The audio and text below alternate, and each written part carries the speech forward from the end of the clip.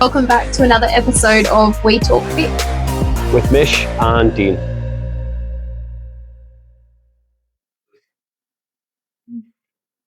Coolio. Easy. Let's get started. So I wanted to have a little bit of a chat about what is considered healthy. There's a bit of debate going on between a few people online and things like that. So I sort of want to break down what healthy is, definitions and bits and pieces, and also the saying healthy comes in all shapes and sizes. Okay. And sort of break that down, because that's the wording essentially that's being used online, and there's a massive debate over what actually is healthy. Yeah, okay. So what, if you think of health, what's your sort of thoughts on being healthy? So we've talked a little bit, obviously, in the other episodes about like what I personally think, with my goals and my day-to-day life and stuff, and then what I try and portray as a coach, as a father, where my values lie. So I think it's being able to function without complaint in what you, let's say, need to do. I hate that word need. But so whatever you have to do in your day-to-day activities, you should be able to do that without complaints. Yeah. As in injuries, niggles, those things. Yeah. Plus have a bit in reserve. If you need to suddenly act fast, if you need to suddenly move fast, chase someone, do anything random, you should have a lot in reserve that you can access if you need it. Yep. That's probably on the physical side, I think. On the physical side, are you talking, like, are you wanting to go more towards the aesthetic side of things, or not just aesthetic? So with health, it's sort of mental, social well-being, physical well-being. It's not just aesthetics. It's not just your movement patterns and things like that. It's all of the above. So health is like a big bubble. Oh, right, okay. So, look, I think if anyone tells you so if you bring in mental health into that, right? Anyone that says and they're aware that you're putting that in the same pie chart, and then they say, I'm healthy, they're probably bullshitting, because most people have some sort of issues here or there, right? Going on. Some people have a better handle on them than others. Some people's issues might seem trivial to someone else, but obviously to other people might seem huge. Yeah. So it's really hard to determine what is healthy in that sense. Yeah. What is the best baseline? This is not like a baseline for mental health. No, I guess you should be able to cope with most stresses that come at you without reacting with no control. So you know how we talked about there's always a choice when something happens. When something happens, the way you react to it. So that's the mental side of it. You should be able to pause before reacting, potentially. Yeah. So that's how I'll look at that stuff. But obviously, if you really want to get into the data, that's where you go, what is actually healthy and fit, and you're going to start talking about like body fat levels and those sorts of things. And so you can have a little bit of a chat about that as well, and include that in there. So when you look at like the definition of health, it is the physical, mental, and social well-being of someone. So being able to, we've touched on anxiety and depression. That comes under healthy.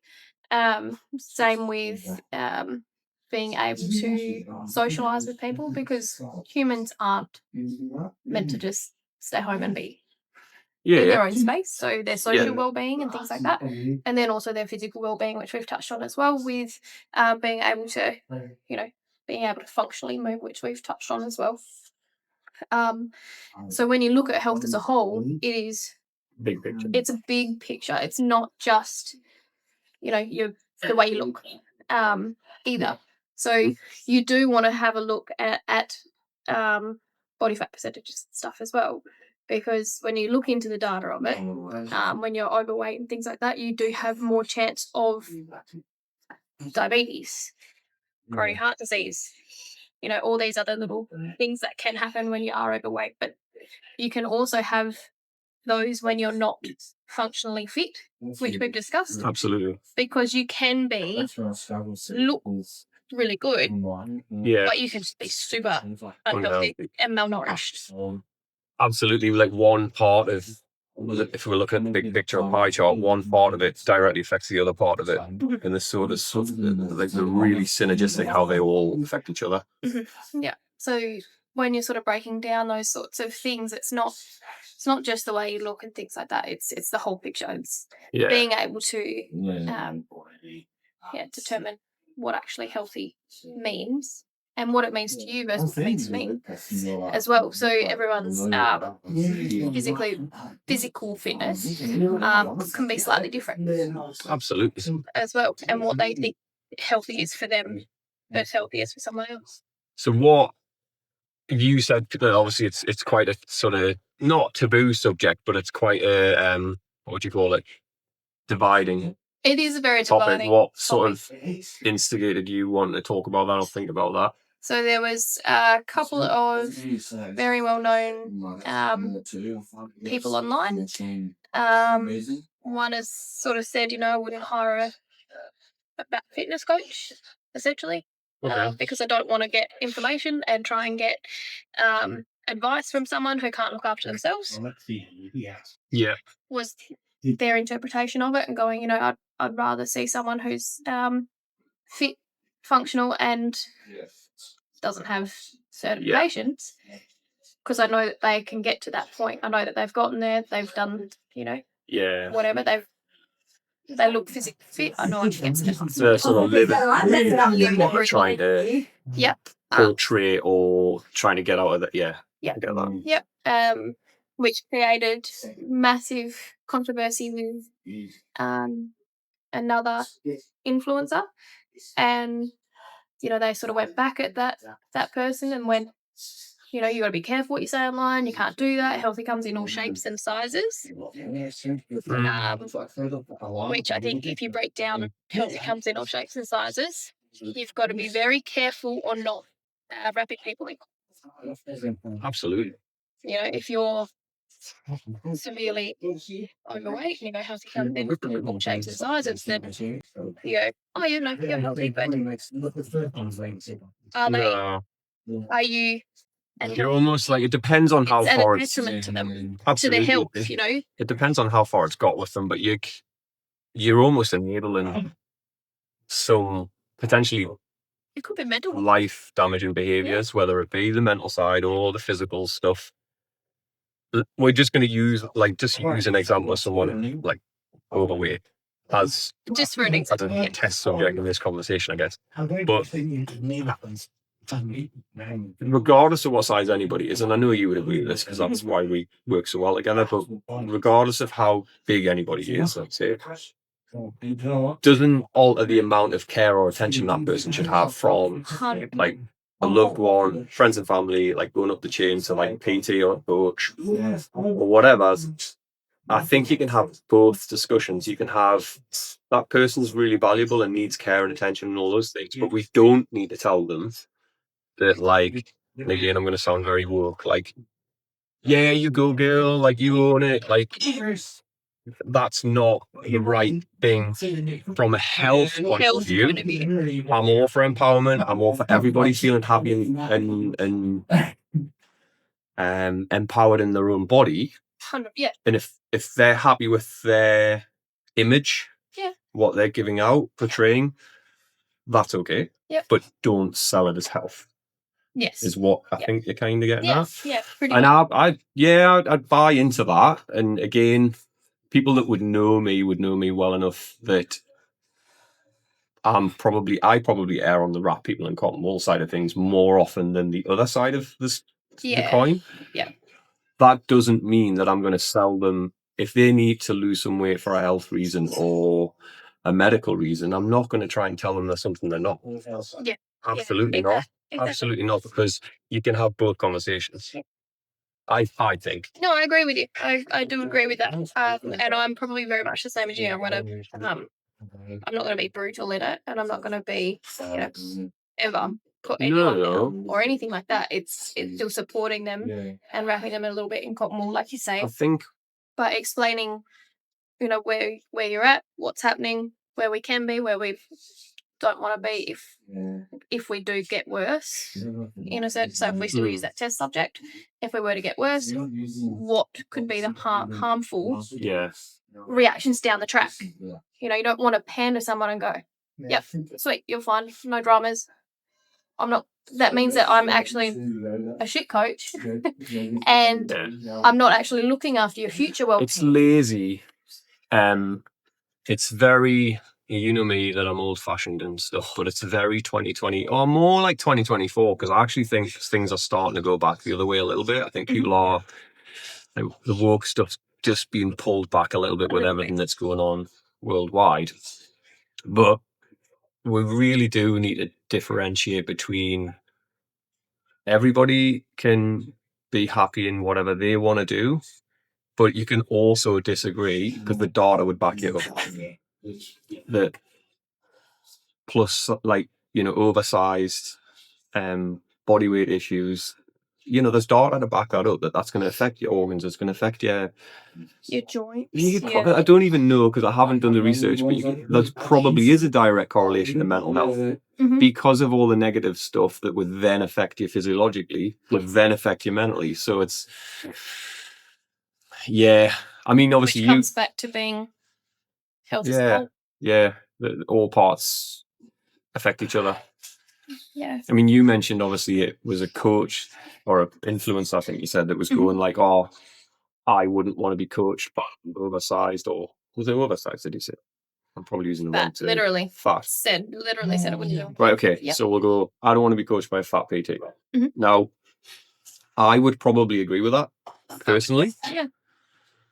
That is not to say that there's not outliers out there who might. He give this person credit. He did exactly say that. He said there are exceptions to that. Yeah. So, people might have a fantastic knowledge base, experience base in a particular sport, in a particular style of training. All of those things might not necessarily mean they look a certain way now. Yeah. And if they can impart that knowledge and experience onto a client without, hey, that's a challenge and that's brilliant. Yeah. But to me personally, I would be wanting to feel inspired by the person that I'm listening to. Yeah. And that wouldn't inspire me. Yeah. And I think you can have both. It's really tough to talk about. I think you can have both though. It's not a judgment. No. On a personal level, it's unfortunately fact from a health point of view. Yeah. As in performance and health performance metrics are directly affected by those things, being overweight, obese, whatever you want to call it. Yeah. So you're putting that to side. You're not judging them on those things. I would prefer to be trained by someone that's certainly either where I would like to get to or has been there and isn't that far away. And I'm not saying everybody needs to walk around looking like they're going on stage tomorrow. And you can't. Because that's not sustainable either. That's not healthy. But that's probably as bad an argument. Yeah. So that's not healthy. So being stage lean year round, say for a bodybuilding competition, being that lean is unhealthy as well. Yeah. So people look at that and they go, oh, some people look at it and go, I never want to look like that in my life. Yeah. And some people look at that and go, I want it to look like that year round. Yeah. Which there's still a lot of people out there that think that that's possible, and it's not, and it's not healthy. It's very unrealistic. Women lose their cycles and obviously not healthy. Their hormones are completely buggered up, unhealthy. So that's actually not healthy either. No. To look like that. So you can flip the coin and go the other way, can't you, and say that portrayal's not ideal on a long-term basis either. Correct. Yep. Yeah, I think the difficulty is now, especially with like the social media side of stuff, you're talking about an influencer or two, is that someone might hear whoever it was make that statement, or I would rather be trained by this person, and they just take that section. But you did, even because we're having a proper conversation about it, you just said that he actually explained there are outliers and there are this and there might be this person and stuff. But you know, any health guidance anywhere in the world isn't based on one outlier. Well, yeah. We're not going down rabbit holes. No, we don't want to today, go down rabbit holes. No rabbit holes. But given what's happened in the last 4 or 5 years with mass media, but generally speaking, you look at a set of data over as big a data point as possible, and then you base your knowledge on that.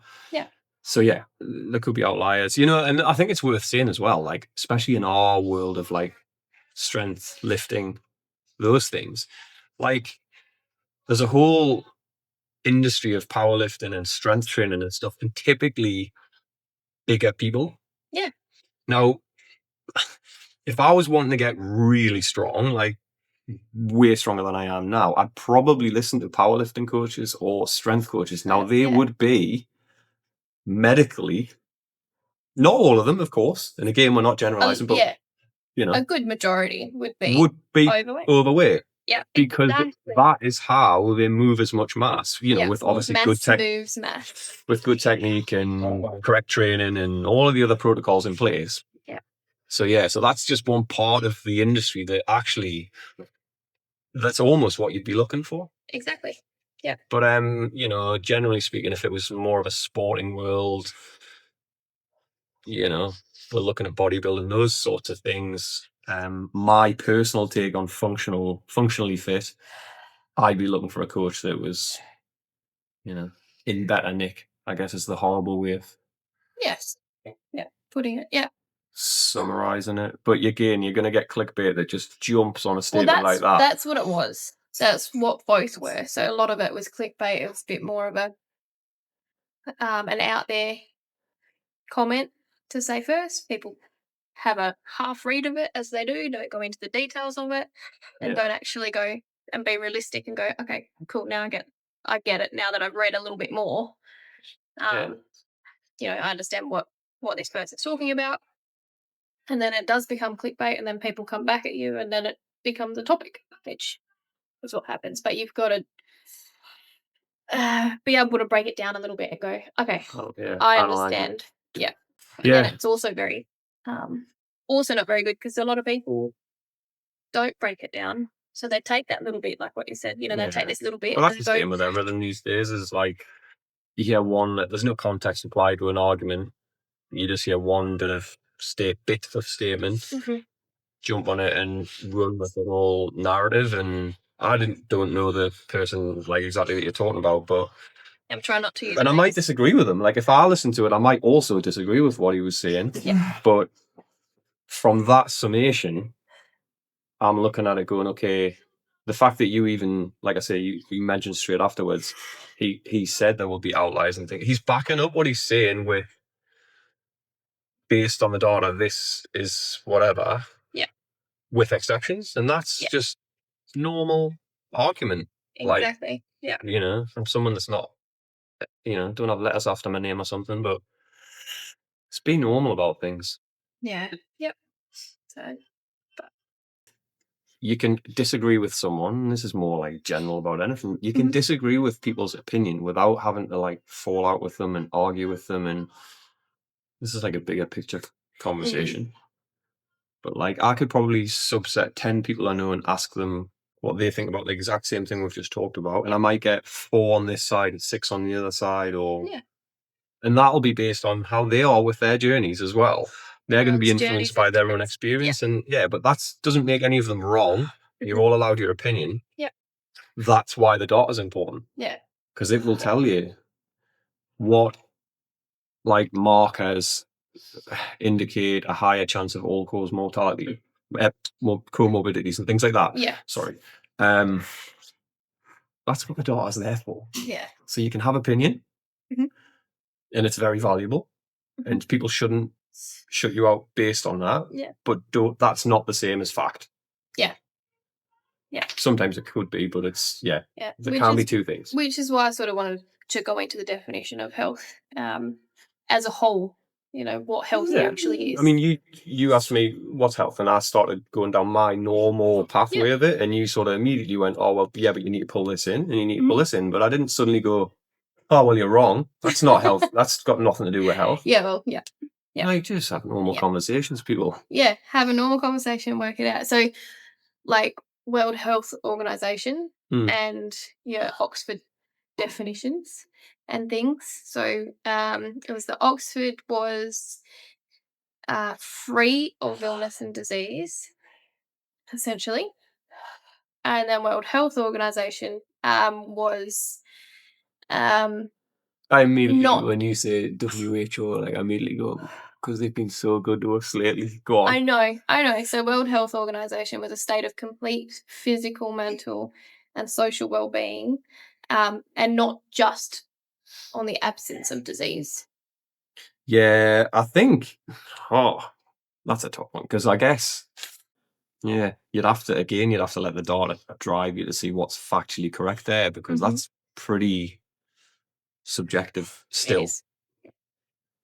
I'm And pretty there's still sure. data coming out all the time. There's still. Imagine how many people that are out there that have some form of disease but still live what we would even class as a healthier lifestyle than people that don't have any medicated disease or diagnosed issue. Yeah. Like, you could literally look at that and go, "See, mate." See ya. You could literally go at that and say there's different like conversations there. Well, I train and I lift and do whatever I can to stay as healthy as I can. I've been diagnosed with lipedema. That's classed as a disease now. Yeah, so does that make you unhealthy? Well, I guess medically. Maybe we're just looking at it wrong. Maybe there's medically healthy and subjectively healthy. Yeah. Oh, yeah. I wonder if you can have both. Maybe. The mental health one is the biggest one, where what are the markers there? Yeah. How do you measure Because that? the most sane person in the world is still capable of having like intrusive thoughts or impulsive moments, and then does that suddenly mean they're not healthy anymore? Yeah. So yeah, I guess less peaks and troughs in any indicative markers. So less impulsive, that might mean you're more mentally stable. Maybe. Yeah. It's a bit of a funny one, this, isn't it? Like, you kind of I want to ramble on for hours about it, really. Yeah.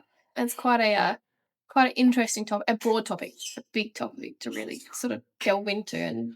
I do think there's going to be a big shift in like marketing and media, like even this, like this stuff on what is it, Sydney Sweeney's jeans advert now. Like, that's obviously a bit more, like the left side would tell you that there's a bit of race stuff in there, and I'm not going to even get involved in that conversation, but just the fact that what has typically been portrayed as a healthy, attractive, sought after woman is now being used again as marketing, whereas for a fair few years we did see a lot of plus size models and things. Now, I'm not saying one's right and what's wrong. I'm happy to share my opinion on those things, but that doesn't mean I'm right. It just means it's my opinion. Your opinion. I, like we've chatted about before with other topics, about where I base my opinion is because I've got young kids that are growing up, and what do I want them to aspire to or see or be influenced by? And I don't think a plus size model should be belittled or pulled down mentally, but I also don't think that's what should be aspirational. I get you. For the younger generation to get to. To get to. Yeah. When on my opinion of being healthy and fit. No, I get you on that. Yeah. And I think you can be both things. I think you can absolutely, that person can do what they want, be who they want. Nobody should pull them apart for that. Yeah. But support them. You don't necessarily have to sell it as healthy and fit. Yeah. Because that has happened a lot. Yeah, especially in the last sort of 5 years. Especially in the last 5 years. Yeah, definitely not. Cool. But even like activewear brands, Mhm. like we because obviously we see that a fair bit. You see, again, the models that were used for that for a fair while were starting to be, and that's absolutely important that all shapes and sizes should have access to activewear and those things. I'm absolutely. not suggesting otherwise. I any just sort of clothing, but activewear was good. Yeah. I just do feel that we have to change what is aspirational, and like models, and I mean model as a person put in front of a product to sell it. I'm not saying a model has to look a certain way, but the whole point in that originally was that is aspirational. They use that product, they wear that product, they consume that product. Yeah. I want to have that product. Yeah. That was the whole point in it. And I just feel that we got lost for a fair few years there in what that should be, what is aspirational, and on all sorts of fronts, not just fitness industry. Like a fit for activewear, like I said, a fit looking individual, not someone who is, because you can go the other way. For a long time, a model was malnutritioned, extremely skinny, and that's just as important a message and not aspirational either. Like, you don't want your young daughter going up and going, "Oh, I want to look like that," and then they're essentially anorexic. Yeah. Malnutrition. I think the good thing is, and it obviously there's still a lot of problems in that side of things, but there's also quite a lot more education. So I feel that particularly the female side of the industry is a lot more educated about like eating the right amount. And if you're training, you must recover properly, which is part of the food picture as well. Rest, recovery, and all those things come into it. But it's definitely way better than it used to be. But like you've just said, that's such an important thing to say. I just use that as an example on the plus side, but it's equally as important the other way. Yeah. And we still see people that think there's this whole narrative around you must kill yourself with cardio and you must not eat this. And I didn't work out if I didn't sweat. Oh yeah, that's equally as unhealthy, just in a different way. Yeah. And I would use the same messages that I've just talked about. I wouldn't aspire to that either, or sell that as aspirational. And I think there's a lot more common sense to that side of the equation now. We just need to have the same amount applied to the other side of it. Yeah, it's getting there. I've still had conversations in the last couple of months with some females with, I don't want to look bulky. Yeah, I've had that a bit. And what that means. And I don't want to or I just want to tone up, or another one was on my dartboard of words, tone. Yeah. I never say I'm flat. Tone doesn't exist. Don't. Yeah. But the other one was changing fat to muscle and changing muscle to fat. Yeah. And explaining that that's not actually how it works. They're completely different cells. I've had those conversations with really smart people too. Yeah. So even though there's a lot more education out there, there's still a lot of belief in that you can look bulky really easy by going to the gym once a week. You can change your fat mass into muscle mass.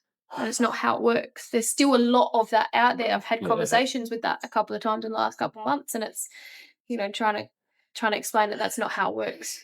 Yeah. There's still loads of that sort of stuff out there. Yeah. So. But yeah, just better education. And people just need to be generally more open-minded about stuff. Instead of summarizing to one part of a conversation, like. Yeah. I mean, I'm always learning. I'm happy to change my mind on different opinions that I have. You have it, like you say, you have a conversation. You go, right, I get that. Yep, all right. So that's actually changed my. But that's just communication, isn't it? 101. Like you have to listen as well as just give yours off. You have to listen to what the other side of it's saying. Yeah. You know, it's. And if you're myopic and it's one way of thinking only, then it's not going to lead you down a good path for your own mental health. So there you go, come full circle. Health again, yep. Anyway. That's an interesting one. Like we could talk for a long time about that stuff. The which part? Just this whole message about messaging about what's fit and what's not, and what's healthy, what's not, what's actually real, what's we've not. talked a couple of times about my opinion on it. Yeah. What I think fit is and healthy is. But that doesn't mean I'm right or wrong. Yeah. I'm still going to say it. Yeah. People might disagree with it a bit. Yeah. So there you go. Coolio.